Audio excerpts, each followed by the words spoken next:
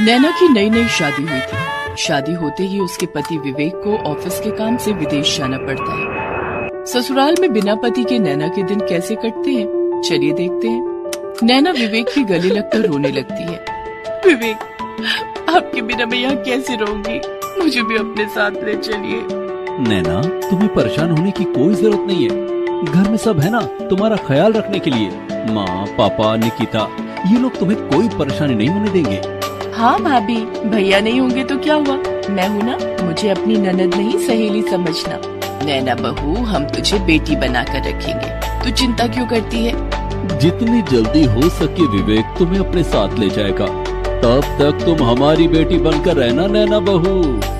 देखा नैना, सब लोग तुम्हारी कितनी फिक्र करते हैं, तुम बेवजह रो रही थी। अच्छा, अब मैं चलता हूँ। विवेक विदेश चला जाता है। नैना अपने ससुराल में रहने लगती है। शुरू में तो सब कुछ ठीक चल रहा था, लेकिन धीरे धीरे सबने अपने रंग बदलने शुरू कर दिए। सास जो सुबह के 7 बजे तक नैना को सोता देख कुछ नहीं कहती थी, वो एक दिन अचानक सुबह 5 बजे ही उसे जगाने लगती है। नैना, सुबह के 5 बज गए हैं, अभी तक सो रही है। निकिता को कॉलेज जाना है, उसे लंच पैक करके कौन देगा। सास ससुर को चाय नाश्ता भी देना होता है कि नहीं, इतना भी नहीं सिखाया मायके वालों ने। माँ जी, आप सुबह सुबह मेरे मायके वालों को क्यों दोष दे रही हैं? आप मुझसे कह देती कि कल से 5 बजे उठना है, मैं अपने आप उठ जाती। अच्छा, तो ये भी अब कहना पड़ेगा। बहुत दिन हो गए, ससुराल में आराम फरमा लिया, अब चल उठ और काम पर लग जा। नैना को अपनी सास सुषमा का अचानक ये बदला सा रूप बहुत अजीब लग रहा था, लेकिन उससे भी अजीब लगा जब उसने देखा कि ननद और ससुर भी उसके साथ बहुत अजीब व्यवहार कर रहे हैं। ससुर ने चाय थूकते हुए कहा, नैना बहू, ये तुमने आज कैसी चाय बनाई है? ना इसमें दूध है और ना ही शक्कर। बाबूजी, मैं तो रोज ऐसी ही चाय बनाती हूँ, लेकिन आज आपने ऐसा पहली बार कहा है। तो क्या मैं झूठ बोल रहा हूँ? ओफो भाभी, आपको एग रोल बनाना नहीं आता तो कह देती, मैं कॉलेज की कैंटीन में कुछ खा लेती। इस एग रोल में ना तो सॉस और ना वेजिटेबल्स। वो क्या है ना कि निकिता, आज सब्जियाँ खत्म हो गई थी। सब्जियाँ खत्म हो गई थी तो बाजार जाकर ले आती। माँ जी, सब्जियाँ लेने बाजार जाती तो चाय नाश्ते में देर हो जाती। ये सब बहाने यहाँ नहीं चलेंगे। जाके बाजार से ताजी ताजी सब्जी लेकर आ और दिन का खाना बना। माँ जी, पहले मैं नाश्ता कर लूँ? सास ससुर ने अभी खाया नहीं और तुझे पहले ही भूख लग गई। घर में पहले बड़े खाते हैं फिर छोटे। हमें नाश्ता देकर बाजार चली जा, वहाँ से आकर नाश्ता करना। नैना सास ससुर को नाश्ता देती है, फिर बाजार जाने लगती है। माँ जी, सब्जी लाने के लिए पैसे माँ बाप ने कुछ देकर नहीं भेजा क्या? नैना को गुस्सा आ जाता है। माँ जी, आप बात बात पर मेरे माता पिता को क्यों ताने मारती हैं? मेरे माता पिता ने ससुराल का राशन लाने के लिए मुझे पैसे नहीं दिए। सास से जबान लड़ाती है, नीच औरत। सुषमा ने नैना को एक जोरदार तमाचा जड़ दिया। मम्मी, इसे थप्पड़ मारने से अच्छा है कि इससे कहो अपने बाप से पैसे मांग कर लाए और सब्जी खरीदे, तब इसे पता चलेगा। जाके अपने बाप से पैसे मांग और आज तू घर का सारा राशन खरीद कर लाएगी। नैना की आंखों से आंसू बह रहे। कहाँ तो सास ससुर ने बेटी बनाकर रखने की बात कही थी और कहाँ कुछ ही दिनों में सारी बातें हवा हो गई। नैना बाजार चली गई और सब्जी के साथ साथ राशन खरीद कर ले आई। अब कैसे ले आई सारा राशन? एक ही थप्पड़ में सारी अकड़ ठिकाने आ गई ना। अब जल्दी से खाना बना दे। और हाँ सुन, घर की सफाई भी तुझे करनी है। लेकिन माँ जी, उसके लिए तो विमला आती है ना। विमला उनकी काम वाली बाई का नाम है। विमला को मैंने काम से निकाल दिया है, अब घर का सारा काम तू करेगी। लेकिन माँ जी। लेकिन क्या? हाँ, सारा दिन महारानी बनकर पलंग तोड़ेगी? काम करती रहेगी तो शरीर चलता रहेगा, नहीं तो किसी काम की नहीं रहेगी। नैना रसोई में जाकर खाना बनाने लगती है। उसके बाद वो घर की साफ सफाई करती है। सारे काम खत्म करके वो अपने कमरे में आराम करने चली जाती है। तभी सुषमा वहाँ आती है। महारानी यहाँ आराम फरमा रही है, चल उठ, ये कपड़े धो दे। मम्मी जी, मैं बहुत थक गई हूँ, ये कपड़े कल धो दूंगी। नहीं, ये कपड़े अभी धुलने हैं। कपड़े धोएगी तो सारा आलस दूर हो जाएगा। नैना कपड़े धोने लगती है।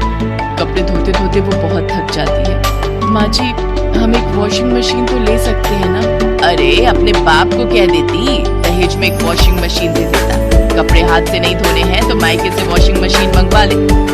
ससुराल वालों का अचानक बदला हुआ व्यवहार नैना की समझ में नहीं आ रहा था। कुछ दिनों के बाद नैना के घर पर एक वॉशिंग मशीन की ऑनलाइन डिलीवरी हुई